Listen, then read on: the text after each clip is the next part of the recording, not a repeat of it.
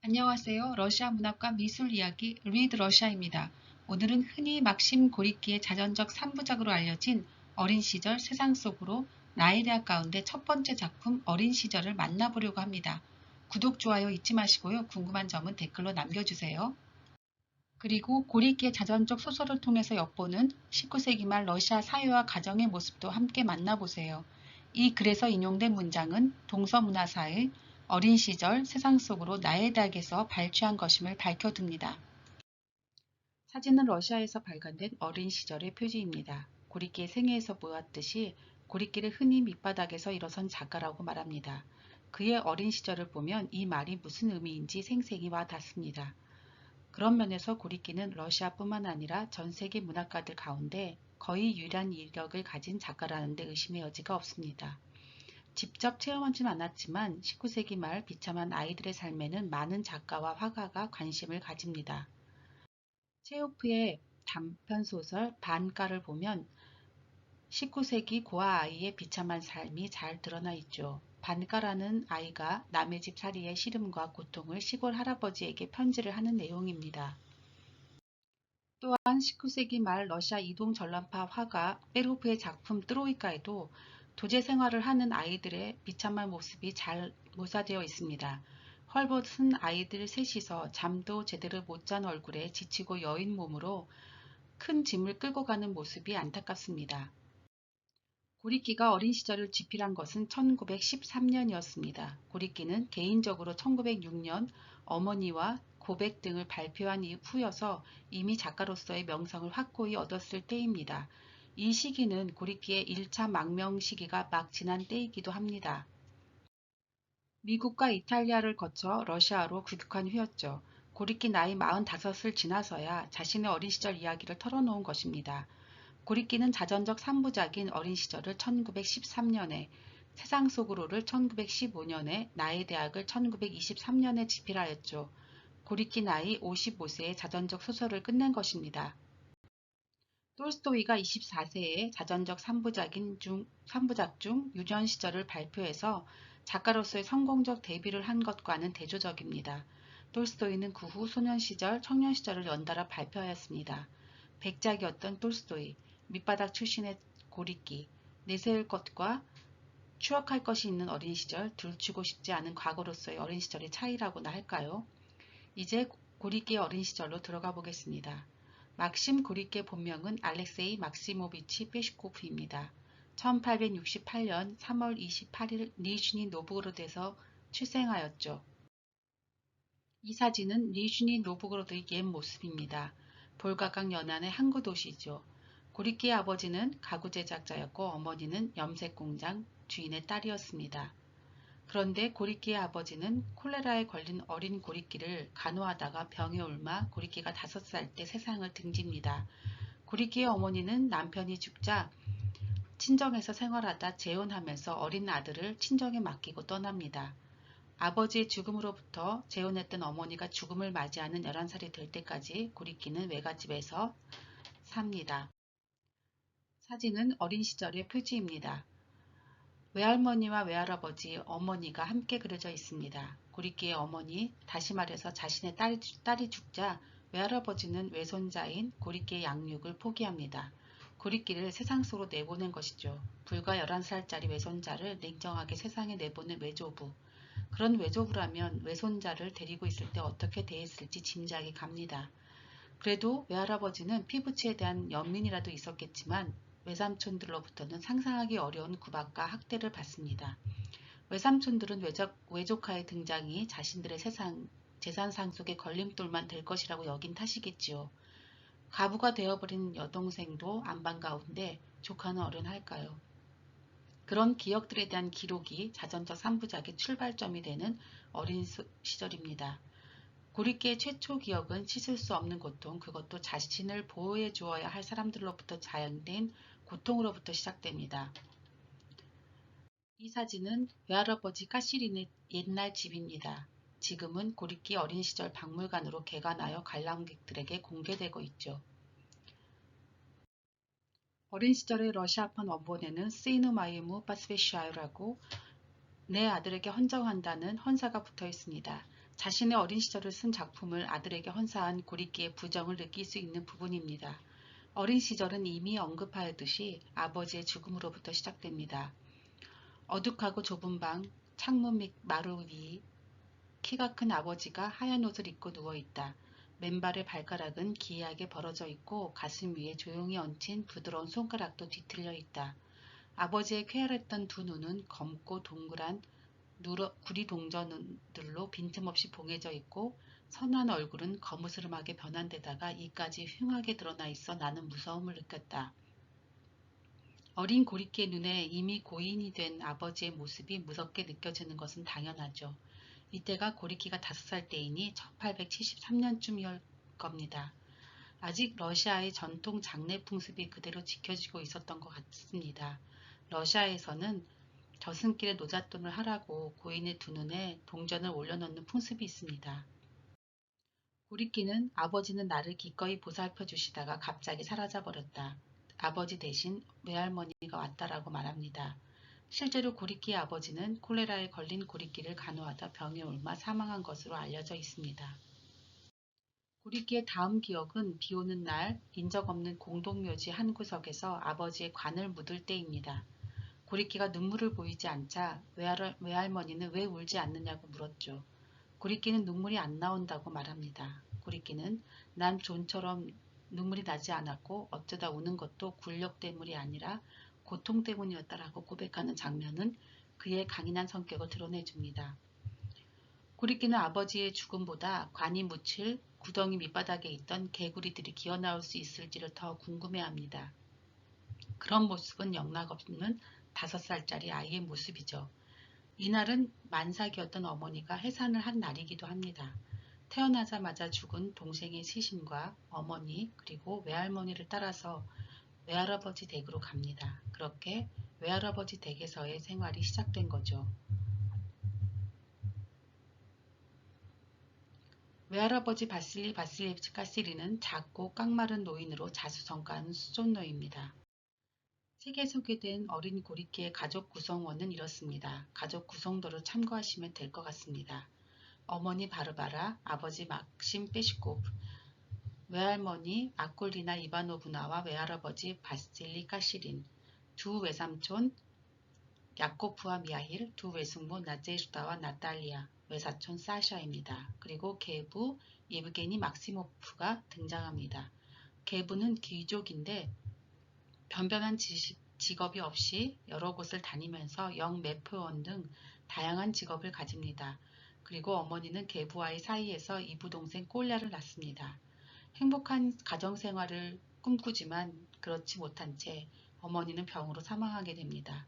이부동생 꼴랴도 어머니가 죽은 후 곧 어린 나이에 죽고 말죠. 그리고 외할아버지의 집에서 일하거나 하숙하는 인물들이 등장합니다. 이반 치가노크는 외할아버지 집의 업둥이이죠. 집안에 온갖 잡일을 하다가 나중에 외삼촌들의 장난과 부의주의로 십자가를 지고 가다 깔려 죽습니다. 좋은 일이란 특이한 이름의 하숙생은 낯선 사람으로 인식되어 집안 어느 누구도 좋은 일에 호감을 갖지 않지만 어린 알렉세이는 그에게 호감을 느낍니다. 뾰트르는 집마차 마부였는데 원래는 오래전 고해를 털었던 도둑이었습니다. 그에 대한 묘사가 아주 재미있습니다. 그는 장난삼아 노인으로 분장한 소년 같았다. 그의 얼굴은 채처럼 온통 가느다란 가죽끈으로 엮어서 짜놓은 듯 했다라고 서술됩니다. 그는 나중에 자살하죠. 그의 벙어리 조카도 사실은 벙어리가 아니었던 것으로 밝혀집니다. 등장인물들의 이야기는 어린 고리끼, 즉 알렉세이의 관찰과 외할머니의 이야기들로 과거와 현재가 구성되고 고리끼가 어른이 되어 알게 된 후일담으로 완성되고 풍성해집니다. 고리끼는 외갓집 생활을 선량하지만 고통스러운 만큼 잔인한 천재가 유창하게 들려주는 소름 끼치는 옛날 이야기처럼 내 마음속에 떠오른다. 벽창호 같은 가족의 암담한 생활은 너무나도 잔인함으로 가득 차 있었다라고 해상합니다. 그는 이렇게 덧붙입니다. 진리는 연민을 뛰어넘는다. 외할아버지 댁은 서로가 모든 사람들에 대한 증오란 뜨거운 안개로 가득 차 있었다라고 말이죠. 이 작품의 주요 사건들은 아버지의 죽음, 그 후 외할아버지 댁에서의 생활, 외할아버지의 매질, 어머니의 재혼, 학교 입학과 중단, 외할아버지로부터 글 배우기, 넝마주의 생활, 어머니의 죽음으로 정리해 볼 수 있습니다. 그 중에서 어린 고리키에게 가장 큰 인상을 남긴 것은 외할아버지의 매질과 가정 내에 만연해 있던 폭력입니다. 어린 고리키는 외삼촌들의 계략으로 외할아버지에게 기절할 때까지 매질을 당했습니다. 아버지 잃은 손자를 기절할 때까지 때리는 외할아버지를 잘 이해할 수는 없지만 그 시대 분위기와 러시아적 상황을 고려해야 될 것 같습니다. 그 일에 대해서 외할아버지는 변명처럼 이렇게 말합니다. 너의 가족이 널 때린다면 그건 모욕하는 것이 아니라 교육하는 것이다라고요. 고리끼는 외할아버지가 나쁜 사람도 무서운 사람도 아니라는 걸 알았다. 그런 그가 그토록 잔인하게 나를 매질했다는 것은 눈물이 날 만큼 떠올리기 힘든 일이었다. 하지만 그 일을 잊을 수는 없었다라고요. 그런 아픔은 평생 기억되는 것이겠죠. 손주를 때리는 것을 말리지 않은 딸을 지책하는 외할머니에게 고리끼의 어머니는 아들만 아니었으면 여길 떠났을 것이라며 울부짖습니다. 그리고 실제로 고리끼의 어머니는 재혼해서 떠나가죠. 그런 지옥에서는 살 수 없다고 말하면서요. 가정 내 폭력은 비단 자녀들에게만 행사된 것은 아니었습니다. 외할머니의 말에 따르면 외숙은 외숙모를 매일 때리다시피 하였고 결국 외숙모는 죽고 말았습니다. 그러면서 고리끼는 죽은 아버지를 떠올리며 이렇게 말합니다. 아버지와 엄마는 걸을 때도 앉아있을 때도 늘 나란히 가까이 있었다. 저녁이 되면 자주 창가에 앉아 오랫동안 웃기도 하고 큰 소리도 노래도 불렀다. 사람들이 거리에 몰려들어 그들을 바라보았다라고요. 어렴풋하게나마 외삼촌네의 가정과 달랐던 자신의 가정을 떠올렸던 것이죠. 어린 고리끼는 나는 이 속에서 타인 같은 기분이 들었다. 이 모든 생활은 수많은 바늘로 찌르는 것처럼 나를 자극하고 의심스러운 기분이 들게 하여 긴장 속에 관찰하도록 만들었다라고 말입니다. 다른 이와 다르다는 타인의 시선은 관찰을 용이하게 만드는 것 같습니다. 얼마 후 고리끼의 어머니는 측량을 공부하는 대학생 귀족 예브게니 막시모프를 만나 재혼을 합니다. 그 지긋지긋한 친정을 떠나면서 어린 고리끼를 나중에 데려가서 공부시키겠다는 약속도 잊지 않죠. 그리고 이렇게 말합니다. 우리는 곧 결혼식을 올리고 모스크바로 갈 거야. 거기서 돌아오면 넌 엄마와 함께 살게 돼. 예브게니 바실리위치는 매우 선량하고 현명한 사람이니까 너도 그 사람하고 잘 지낼 수 있을 거야. 너는 중학교에서 공부하고 그 다음에 대학생이 되는 거야. 바로 지금의 그 사람처럼 말다. 그런 다음 박사가 되어 네가 원하는 것은 무엇이든 될 수 있어. 하지만 어린 고리끼는 엄마가 연달아 연상한 그 다음은 내게는 엄마로부터 멀어져 어딘가 아주 밑으로 어둠과 고독 속으로 나를 데려가는 사다리처럼 느껴졌다. 그 사다리는 나를 행복하게 해주지 못했다라고 말합니다. 외할아버지는 다시 외갓집에 남게 된 고리끼에 대해서 아마도 넌 이 헤라비와 살아야 할 운명인가 보다. 벽돌에 그어대는 성냥개비처럼 넌 계속해서 날 스치게 될 거야 라고 말하죠. 하지만 계부는 도박으로 모든 것을 날리고 외할아버지 댁으로 다시 돌아오게 됩니다. 그때는 외할아버지도 많은 돈을 빌려준 사람이 파산하여 함께 망한 상태였지요. 그리고 계부는 여러 직업을 전전하며 집을 나갔다 들어오기를 반복합니다. 구리키의 어머니는 자신이 꿈꾸었던 행복한 생활과 점점 멀어지죠. 그리고 병들어갑니다. 구리키는 외할아버지로부터 그를 깨우칩니다. 저녁마다 시편을 읽고 암송하기도 하죠. 그리고 잠깐 학교 생활을 합니다. 구리키는 학교 첫날 나는 엄마 신을 신고 외할머니의 윗도리를 수선한 외투와 노란색 셔츠 그리고 장화 속에 집어넣지 않은 바지를 입고 학교에 갔다라고 회상합니다. 그런 차림을 보고 아이들이 어떻게 대했을지 상상해 가죠. 고물상, 넝마주의 등 아이들의 온갖 놀림에도 불구하고 고리끼는 3학년 진급시험에 통과해서 보금서와 ቅ릴로프 우화집도 상으로 받았죠. 하지만 곧 학교를 그만두게 됩니다. 계부가 가출하여 어머니가 이부 동생 꼴리아를 외갓집으로 데려오며 아이를 맡게 된 거죠. 그리고 어머니가 병으로 죽게 됩니다. 어린 고리끼는 담담하게 어머니의 죽음을 묘사합니다. 엄마는 8월 어느 일요일 정오 무렵에 죽었다. 새아빠가 막 여행에서 돌아와 다시 어딘가에서 일하게 되었고 외할머니와 꼴ля는 이미 역 부근 아담한 색방에서 그에게로 옮겨간 뒤였다. 어머니도 며칠 뒤에 그리로 옮겨갈 예정이었지만 숨을 거두고 만 것이었습니다. 계부가 교회에 가고 없어 고리키 혼자만이 어머니의 죽음을 지켜봅니다. 외할아버지는 엄마의 장례식이 끝난 뒤 며칠이 지나자 이렇게 말합니다. 자, 렉세이, 넌 내 목에 걸린 메달이 아니다. 여긴 내가 있을 곳이 아니야. 그러니 세상으로 나가거라.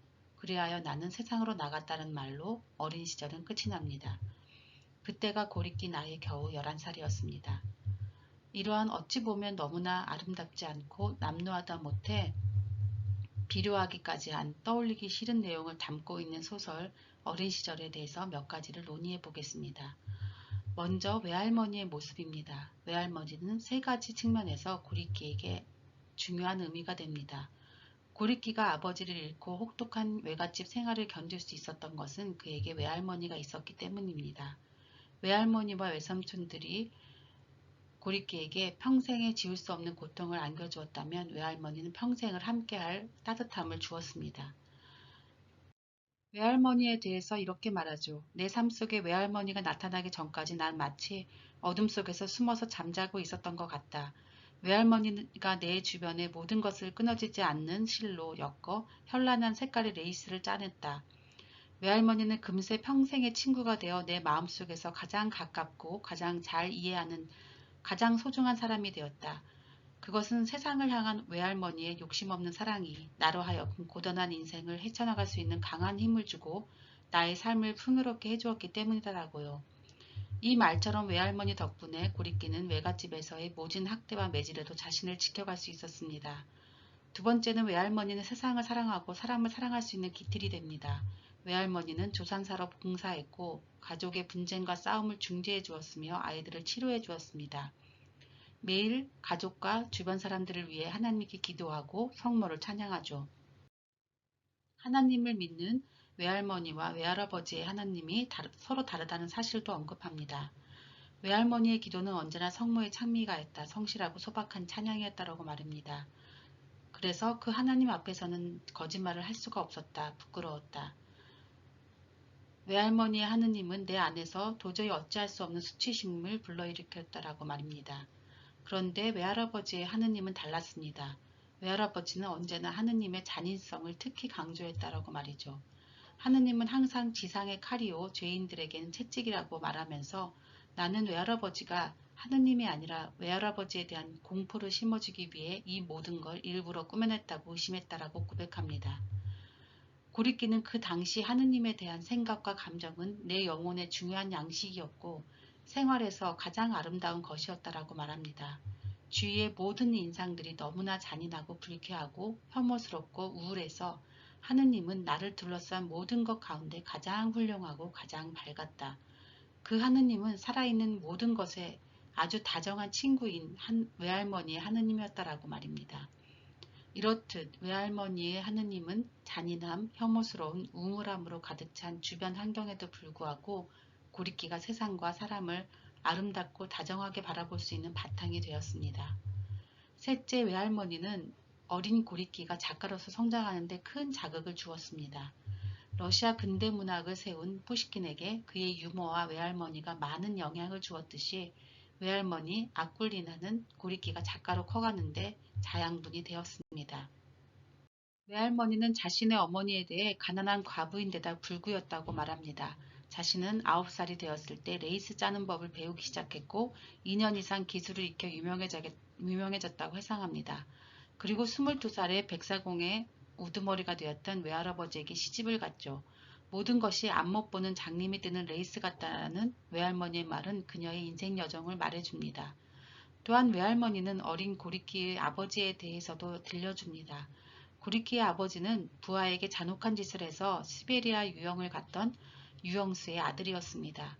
고리키의 아버지는 할아버지가 죽자 9살 때 목공일을 배웠고 16살에 니즈니 노복으로 들어갔으며 20세에는 이미 훌륭한 기술자가 됩니다.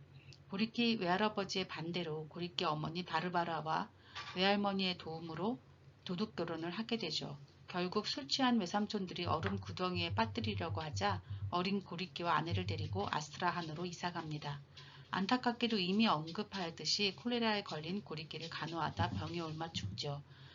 고리끼가 자신의 필명에 아버지 이름 막심을 썼으며 자신의 아들 이름도 막심이라고 지은 것을 보면 그의 아버지에 대한 연민과 사랑을 느낄 수 있습니다. 외할머니는 증조 할머니와 함께 구걸하며 알게 된 러시아 시가와 구전 문학을 고리끼에게 들려줍니다. 고리끼에게 아름다운 러시아 민담을 들려준 것이죠. 러시아인의 기질과 성품이 잘 드러나는 이야기들입니다. 이반 왕자 이야기, 악마와 동물 이야기, 성모 마리아의 고난 속 순례 이야기, 의적 마리우시카와 앙칼리체프 공작 부인 알렉시 이야기, 마르파 포사드니자, 마리아 에기페츠카야, 미로는 왕자와 용사 이반, 키티셈 이야기 등 너무 다양합니다. 앱스티그네이 이야기에서는 오만함 때문에 지옥에 떨어지지만 그 지옥에서도 반성은커녕 유주의부동인 앱스티그네이 이야기입니다. 용사 이반과 은자 미론 이야기에서는 용사 이반은 왕의 명령으로 은자 미론을 죽이러 갑니다. 그러나 죽기 전에 인류를 위해 기도하겠다는 미론을 기다리게 되죠. 그 기도는 끝이 없이 계속되고 미론 곁에서 계속 서서 기다리게 됩니다. 이야기는 보라 이것이 바로 그에게 내려진 벌, 사악한 명령을 따르지 말았어야 하는데 다른 이의 양심 뒤에 숨지 말았어야 하는 대로 끝납니다. 정말 러시아적인 이야기죠.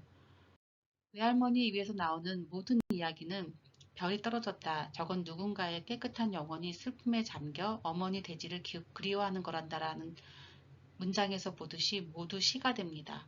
어린 고리끼는 나는 외할머니의 이야기와 시에 도취되었으며 심지어 민간 구전문학의 시가 형식으로 사유하게 되었다라고 고백합니다. 고리끼는 러시아인이 고통을 즐기는 이유에 대해서도 이렇게 말합니다. 오랜 세월이 흐른 뒤에야 나는 러시아 사람들이 생활의 궁핍과 가난 때문에 고통을 즐기기를 좋아하며 어린애들처럼 그것을 가지고 놀면서 불행한 것을 별로 부끄러워하지 않는다는 사실을 알게 되었다. 끝없이 단조로운 생활 속에서는 고통도 축제의 하나이며 격분하는 것은 우울을 씻어내는 하나의 놀이였다. 아무것도 없는 얼굴에는 핥힌 상처도 하나의 장식이 되는 법이다. 라는 말도 하죠. 이렇게 외할머니가 들려주는 아름다운 러시아의 민담을 통해서 어린 고리끼는 어떻게 이야기를 만들어갈 것인가, 러시아인의 기질은 무엇인가 등을 소위 스토리텔링 기법을 알고 러시아 민족성을 이해할 수 있게 되었습니다. 자전적 소설 어린 시절이 고리끼의 작품 세계에서 의미를 갖는 두 번째 부분은 고리끼가 왜 글을 쓰는가, 글을 쓰기 위해 작가에게 무엇이 필요한가에 대한 가장 기본적인 입장을 보여준다는 점입니다. 소설 어린 시절에서 고리끼는 이렇게 말합니다. 어릴 적 나는 내 자신을 벌집으로 상상했다. 단순하고 평범한 온갖 사람들이 이 벌집에 그들 나름의 삶에 대한 지식과 생각의 꿀벌처럼 가져와 그들 자신의 체험으로 내 영혼을 아주 풍요롭게 해주었다. 종종 그 꿀은 더럽고 쓰기도 했지만 그래도 모든 지식은 역시 꿀이었다. 여기서 눈여겨볼 만한 것은 이것입니다. 사람들이 알아서 자신들의 이야기를 가져다 주었겠냐는 것입니다. 기껏해야 10살짜리 꼬마에게 사람들이 대체 인생이 무엇을 가져다 주었겠습니까? 그 말은 고리끼가 스스로의 눈으로 지켜본 것이겠죠. 자신의 놀라운 관찰력으로 사람들의 삶을 놓치지 않고 들여다보고 아무리 평범한 것이라도 놓치지 않았다는 말이죠. 그리고 그 안에서 의미를 찾았겠죠. 그래야 꿀이 되니까요. 따라서 고리끼에게 작가로서 가장 중요한 덕목은 관찰인 것입니다. 작가는 벌집이 되어 벌로 비유되는 사람들이 머물게 하는 공간이 되어야 하고 아무리 하찮은 벌이라도 꿀을 담고 있음을 잊지 않아야 합니다. 고리끼는 작가의 재능 가운데 가장 필요한 것, 바로 뛰어난 관찰력을 소유한 것입니다. 그렇게 섬세한 관찰력으로 들여다본 사람들의 삶은 어떠했을까요? 그것은 꿀은 더럽고 쓰기도 했다는 말에서 드러나듯이 너무도 쓰라린 것이었습니다. 소설 어린 시절의 내용은 단적으로 보여주고 있습니다. 그런데 이런 고통스러운 이야기를 왜 글로 썼을까요? 다시 말해서 작가는 왜 글을 쓰는 것일까요? 어린 시절에 등장하는 인물 하숙생 조은일은 이렇게 말합니다. 그는 할머니를 훌륭한 분이자 멋진 돼지라고 말하면서 나중에 글을 배워서 외할머니가 이야기한 것들을 꼭 기록해두라고 합니다. 그런 이야기들을 남기려 한 것이 이 작품을 쓴 이유들 중 하나라고 생각됩니다. 고리끼가 이 아픈 이야기를 쓴 이유는 작품 속에서 찾아볼 수 있습니다. 고리끼는 계부가 엄마를 발로 차며 때리자 그를 단검으로 찌른 장면을 묘사합니다. 그때 새아빠를 찔러 나도 그 칼로 자살하려고 했다라고 엄마에게 말하죠. 고리끼는 책 속에서 그때의 일을 떠올리며 자문합니다. 그런 것에 대해 이야기할 만한 가치가 있는가라고요. 그러면서 이렇게 대답합니다. 그럴 만한 가치가 있다. 하지만 그것은 지금도 계속되는 비열한 진실이다. 이 진실은 오늘날에 와서도 사라지지 않고 있다. 그것을 우리는 기억해서 인간 영혼에서 우리 고통스럽고 치욕스러운 삶 전체에서 뿌리째 뽑아내기 위해서는 속속들이 알아둬야만 한 진실이다라고요. 이런 추악한 사건들을 묘사하는 또 하나의 이유를 듭니다.